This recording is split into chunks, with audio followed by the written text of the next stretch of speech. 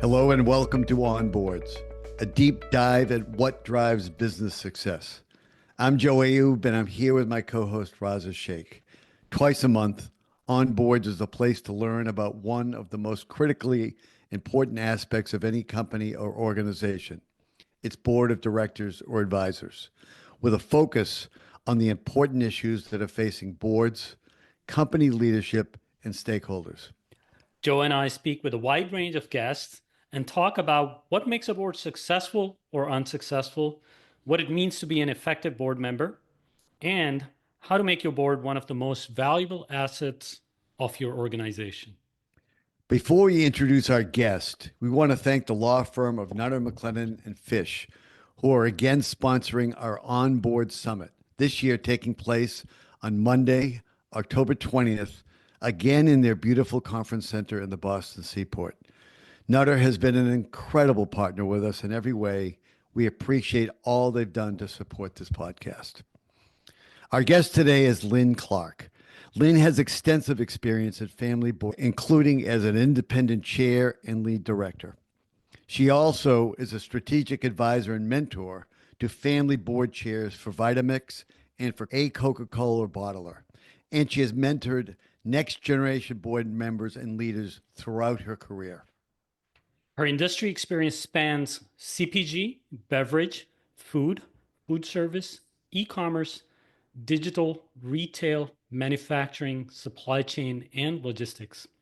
As an executive at PepsiCo, Lynn gained functional expertise in corporate strategy, operations, manufacturing, brand strategy, marketing, and sales.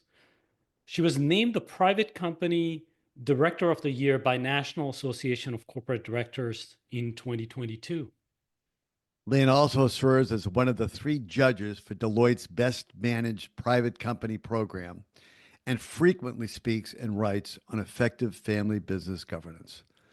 Welcome, Lynn. It's great to have you today on the podcast. Thank you, Joe and Raza. I appreciate being asked.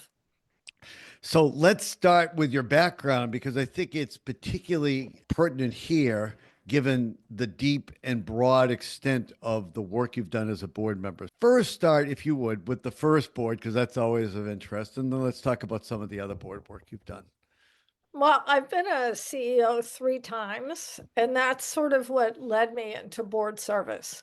And specifically 2 private equity and 1 a company that I was able to acquire, an e-commerce company.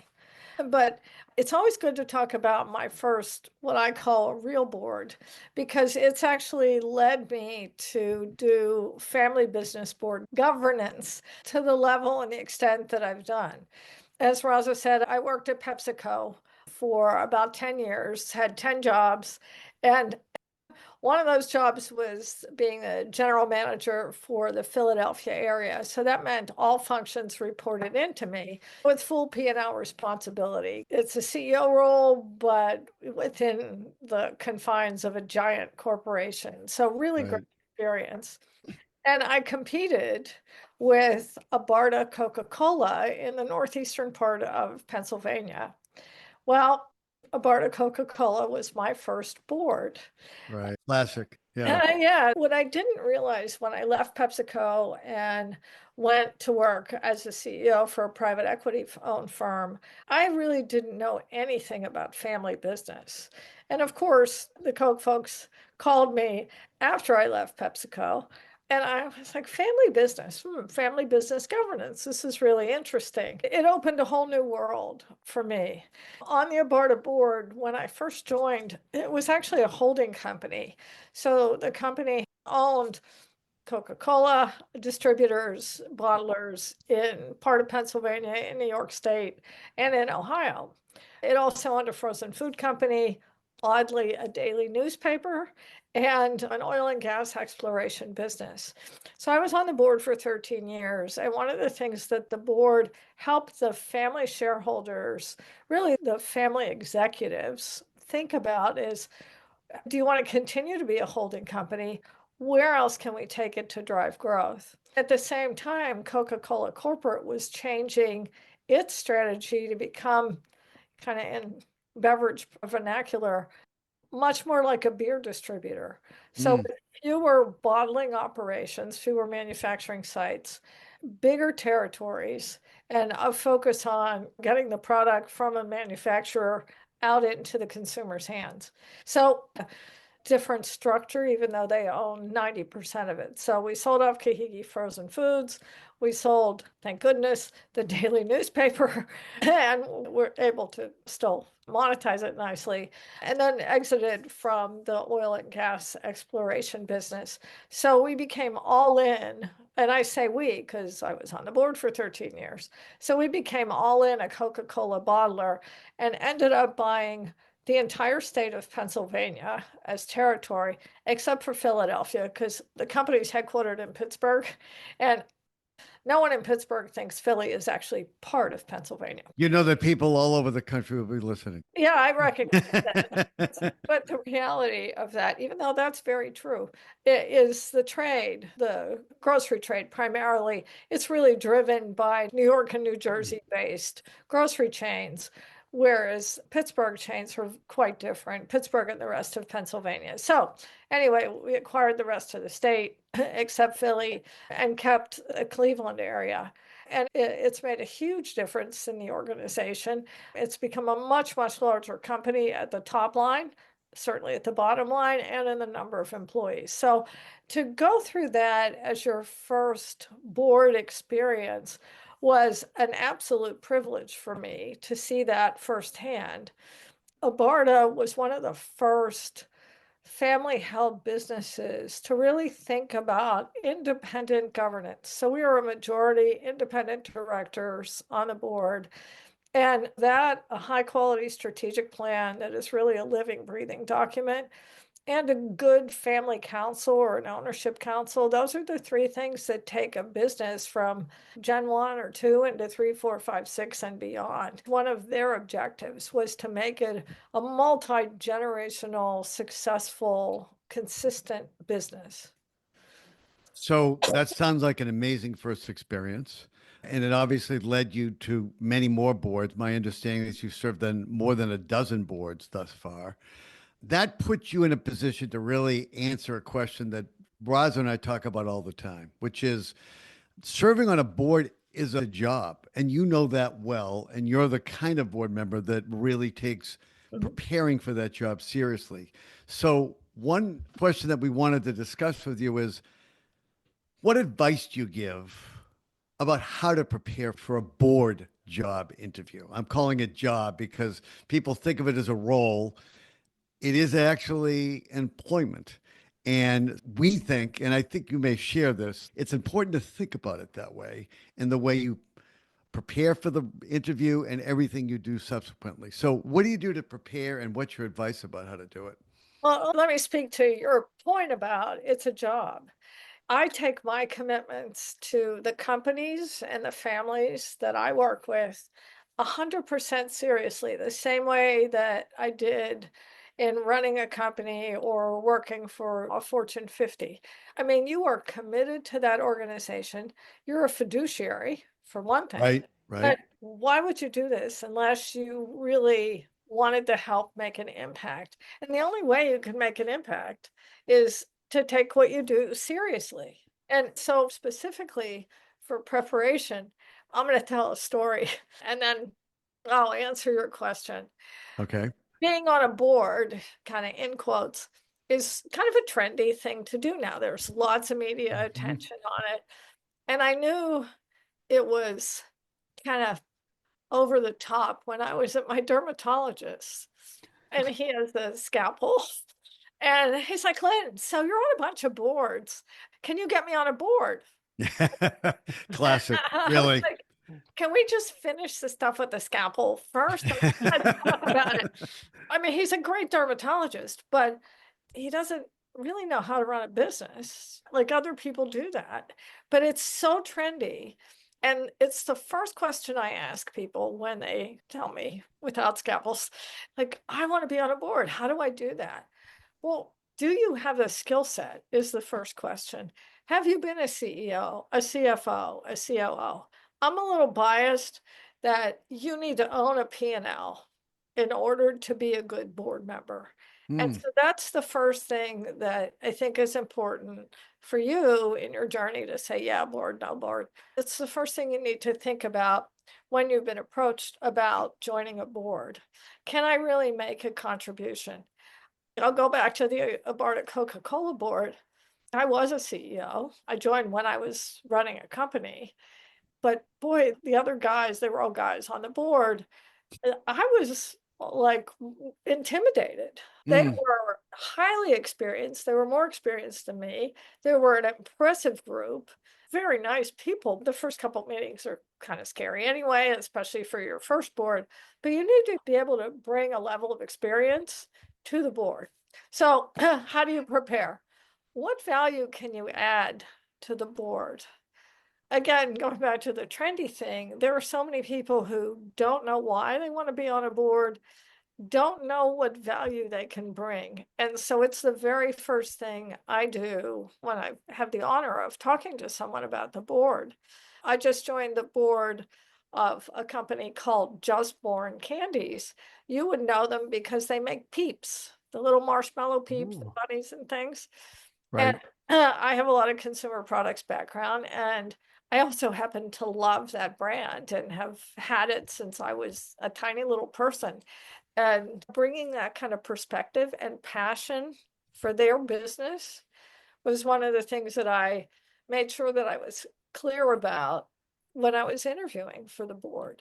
So I think passion for the business, the product, the service, what the company does is really important. I have made the mistake of joining a board because someone asked, and it was an interesting business, but I wasn't like over the moon. You weren't fully engaged, you think? I was fully engaged, of course, because it's a job, to your earlier point. Okay. But I didn't like love the business. I couldn't get my brain around it to the level that I like to get my brain around businesses. There are strategies felt more like tactics to me than really strategic choices. And we've all spent time doing tactical stuff. You kind of have to do that as you build your career. But at this point, I really like the strategy. And I think one of the key things that I contribute to a board is that higher level of thinking that you need if you want to have a successful long-term business. Lynn, that's great advice on interviewing for board role. That is a job. I wanted to ask about another scenario where there is a newly formed board and it is very exciting. What are some of the things that distinguish serving on a newly formed board versus boards that are already in motion and exist? What are some of the differences? So I've been on a couple newly formed boards, and actually right now I'm working with a board chair to help them form a new board because of some shareholder exits. So we're kind of starting from scratch. So I kind of have three different views on that. When you join a board like I did at Coca-Cola, that board has its processes in place. It sort of operates like a machine in some ways. There is not a process in place for a newly formed board, even when there's been a consultant like you guys who've helped them form a board. Having a laundry list of these are the key things you need as a board and actually executing those key things are quite different. So it's really important when you're on a newly formed board to think about what you know from boards that have been around for a while. And how do you apply those learnings to help support the formation and the development of the new board? So one of the things that happens in a new board is you end up being, I'll say, again, my experience, a tighter team. So I was on the board of a food service company in Texas, and we all started at the same time. So there were 5 independent directors, 3 family members, and like we were a very tight board because we all came in at the ground level. And you're all figuring it out at the same time. Yes, exactly. And the shareholders on the board were also figuring out, well, how do you do things in the best possible way? And it was part of a generational transition, and I'm sure you guys have seen this. A lot of times, what drives the formation of a board is fathers exiting and daughters coming in, whatever it might be. I've also been on a board briefly. There was a newly formed board, and we had 4 board meetings, one by Zoom. And a few weeks after that, got the phone call on a Zoom. We're disbanding our board. What I learned from that is unless the principal shareholder, who often is the CEO and sometimes the founder of the business or second generation CEO, unless they are all in and are comfortable being asked questions by outsiders, there's no way on earth a board is a fiduciary or advisory board is going to be successful in that structure. As early stage investors, things that I do day to day, we are often the first sophisticated money in a startup, and as such are often forming newly formed boards or putting together maybe 2 common shareholder representations and 2 investor representation and 1 independent type of a board. You're absolutely right that forming a new board is different also in the sense that the processes have not been established. You are learning together, which is a great thing. You become part of that team. But we advise the new board formations is kind of training everybody at the onset, actually having a checklist saying establish a dashboard, figure out who's doing what on the board and what are the roles, check D&O insurance and all of those things. But basically spend the first 2 to 4 board meetings in calibration mode. You're actually figuring out how this board will work. And I think that doesn't happen often at late stage companies, but as you know, with family held businesses and then early stage or venture backed companies, new boards do get formed. And it's a great thing, actually. Also, just add the way you described that if you are not even a newly formed board, but you are a board that got added 5 new members at the same time for some good reasons, that is a really new group of people that needs to calibrate and figure out how to work through the process. So here's a question for both of you. When there's a newly formed board, does it mean that the role of the chair is even more important than normal? In my view, absolutely. In fact, the lead director or chairman that we appoint is the one that we basically say, this is a job, this is a team, and every team needs to have a team leader. And the chair of the board, he or she would set the tone, set the process, set the culture of the board. And culture, the definition is culture is what you do. So absolutely, the chair or the lead director has a very, very important role. I can give you a specific example. I'm lead director for Volrath Manufacturing. We manufacture a lot of food service related equipment and commercial kitchens and that sort of product line. And when I joined the board in 2020, at the beginning of COVID, we had several majority independent director on the board, and it is a 150-year-old company, just to put that in perspective. Then 1 board member left. And then another board member left. And I had replaced someone who was rolling off the board. So I was really new.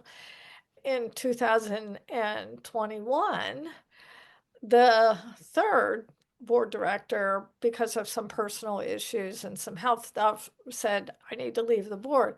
So here we are, me, the chairman, who's a shareholder, the non-family CEO. And that's the board.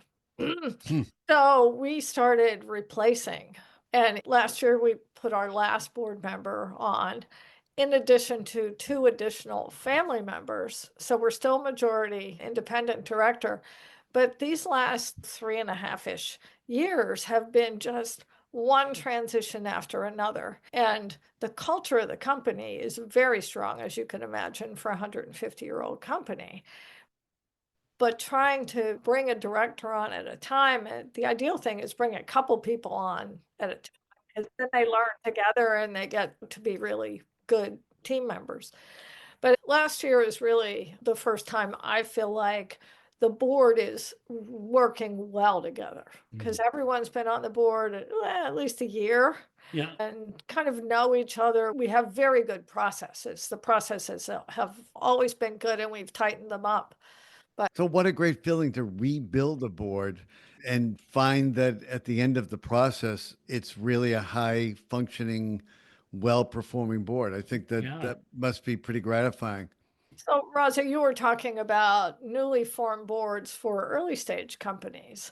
I have a little experience with that as well. I've actually helped 3 early stage companies kind of get to the next place, Nice. which is a Massachusetts based or was a Massachusetts based company out of the beverage world. I told you my beverage experience had helped me with this.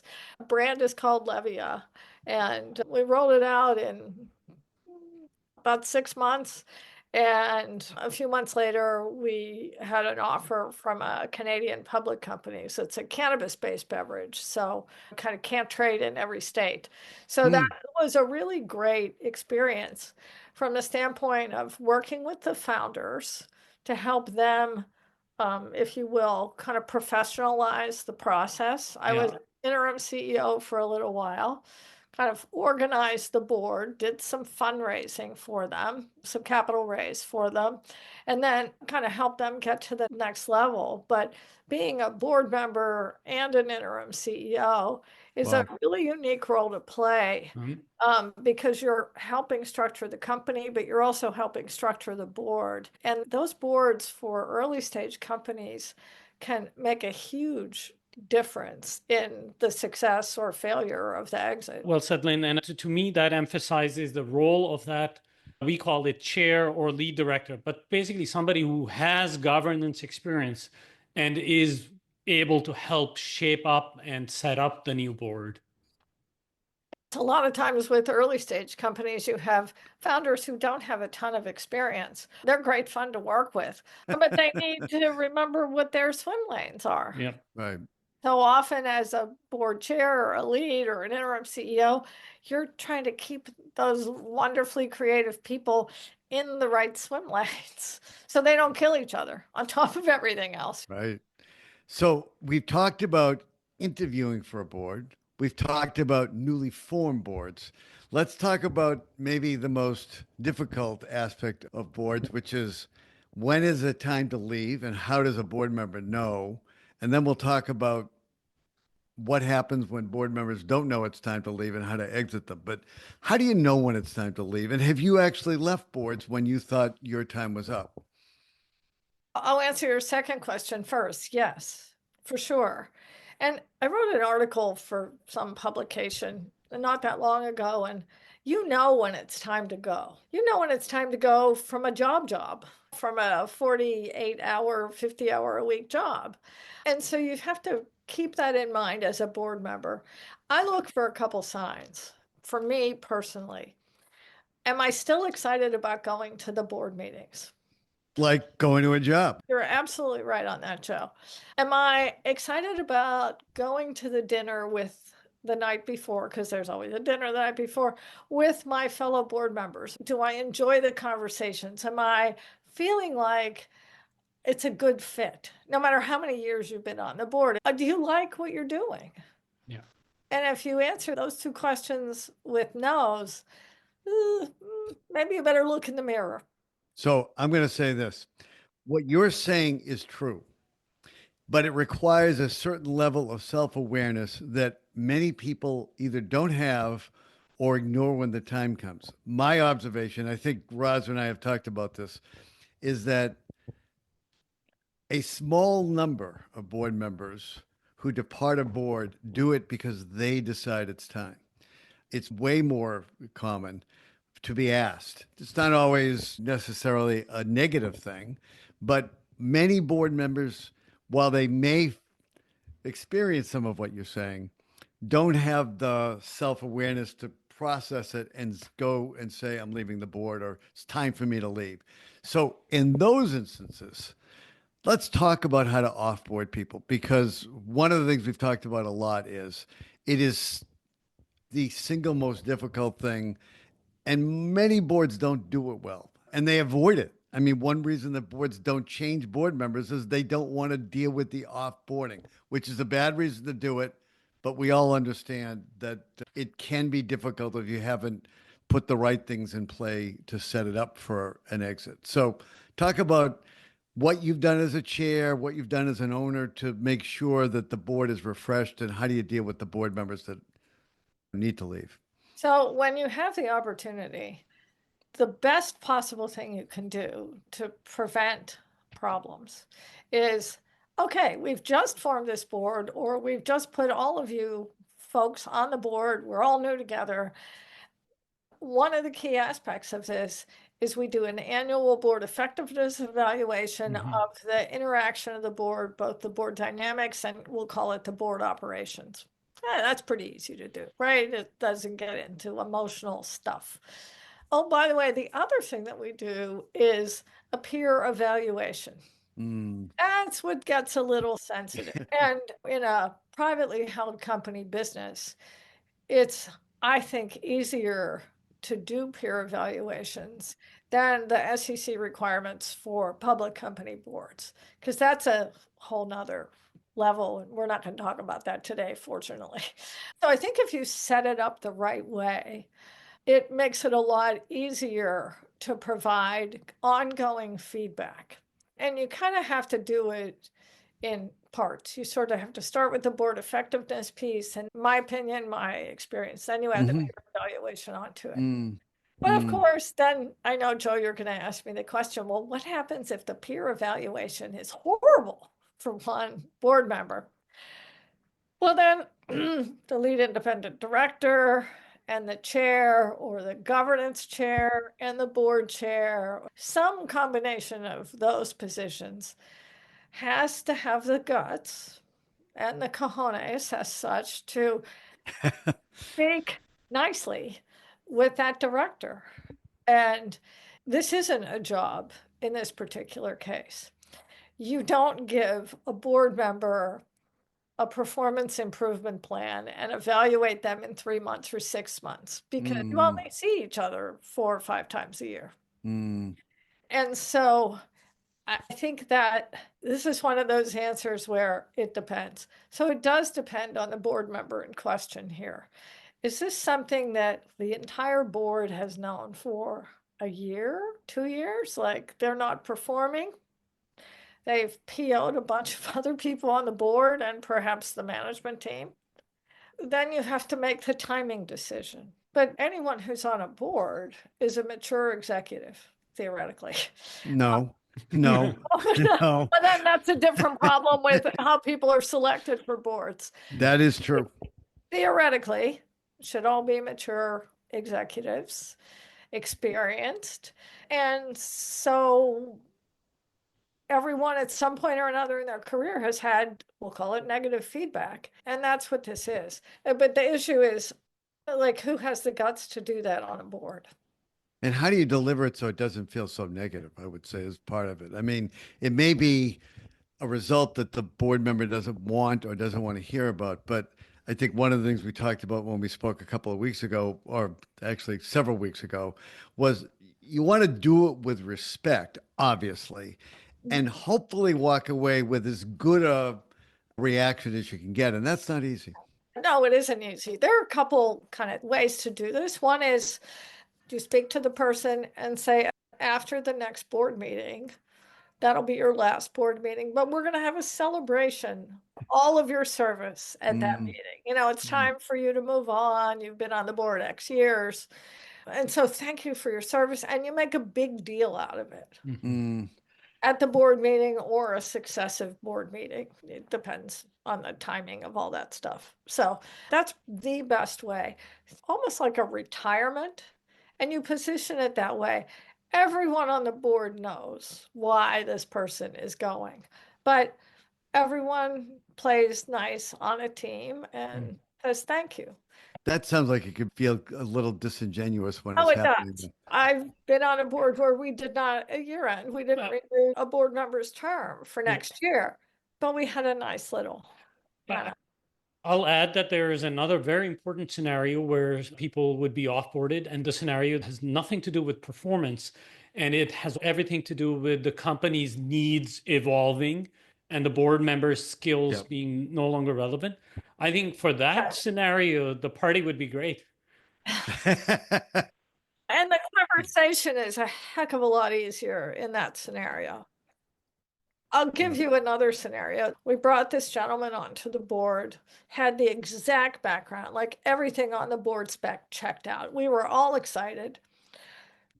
The first meeting, he attempts to take it over and made a comment like, well, I want to understand more from the shareholder and executive perspective.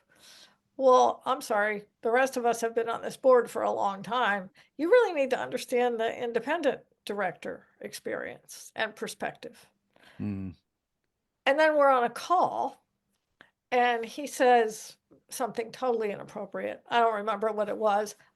By the way, I'm non-gov chair for this board. So I called the chair after our call. I'm like, this isn't working. He's like the smartest guy in the room. We gave him a term called the Lord of the Board. And I had the true pleasure of calling the Lord and saying, look, thanks very much for your service on this call and meeting, but it's just not working out from a cultural standpoint. He was livid, like he was yelling. But you know something? You saved everyone a lot of heartache in the next year, 2 years, 3 years, going through board meetings with someone that the whole room doesn't want in the room. And you can tell Yeah. right away. It was so clear. And Wow. the board had been together a while before this person came on. Lynn, it's been great speaking with you. Thanks so much for joining us today on Boards. Thank you very much for inviting me. I've learned and have been reminded of a variety of things because of your questions. Thank you. And thank you all for listening to On Boards with our guest, Lynn Clarke. Please visit our website at onboardspodcast.com. That's onboardspodcast.com. We'd love to hear your comments, suggestions, and feedback. If you're not already a subscriber, please be sure to subscribe at Apple Podcasts, Spotify, or wherever you get your podcasts. And remember to leave us a 5-star review. And please tune in for the next episode of On Boards. Thanks.